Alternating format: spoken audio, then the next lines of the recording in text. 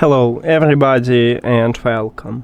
In this video I'm going to show you how to change volume using your earbuds AirPods Pro 3.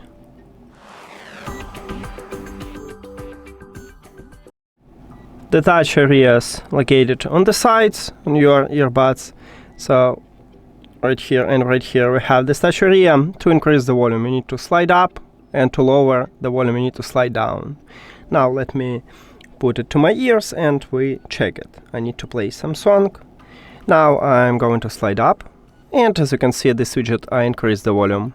Now let's scroll down, and as you can see I lower the volume.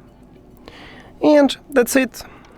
Thank you for watching this video. If you found it helpful, please consider subscribing to channel and leave the like on the video. See you later.